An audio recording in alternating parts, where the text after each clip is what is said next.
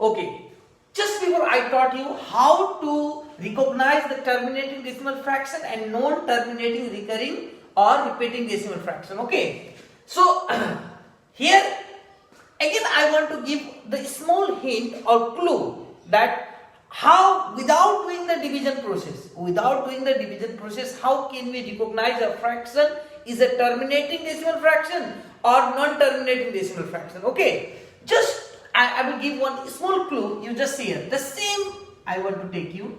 See here 13 by 8. I have taken one example 13 by 8. What is it? 13 by 8. In 13 by 8 you see here if I divide 13 by 8, 100% obviously after doing some step you will get 0 as the remainder. Okay, but in some question you should be able to recognize whether without doing the process of division, how can we recognize that this fraction is a terminating decimal fraction, or this fraction, like another fraction I want to write, this fraction is like 17 by 12. I have written another fraction is here. One fraction 13 by 8. One fraction 17 by 12. Okay. I have written here two fractions. Now you must be able to recognize whether this is terminating. I told you this is the terminating decimal fraction. Okay. And this is non-terminating repeating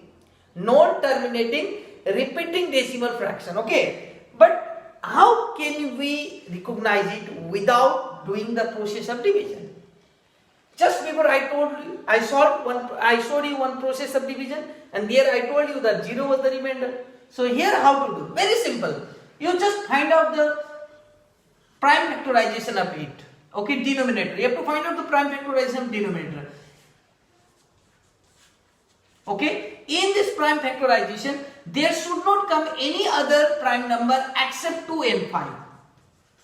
If any other prime numbers comes except 2 and 5, means that fraction cannot be called the non-terminating repeating decimal. Okay, but here you see, if you find out the prime factorization of 12, 2 6 is 12, 2 3 is 6. Now you 2 2 3. I told you that prime vectors must be prime numbers here. Prime vectors must be all 2 or 5. All the prime factors should be 2 or 5.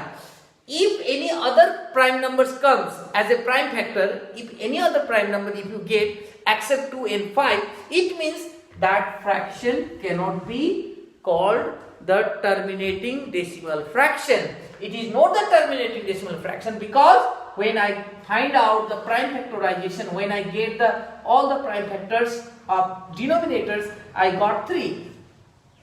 Okay, there should not come any other prime number except 2 and 5. So 3 is coming here. So this fraction is non-terminating decimal fraction and this fraction is terminating decimal fraction. Okay, you might have understood. Thank you.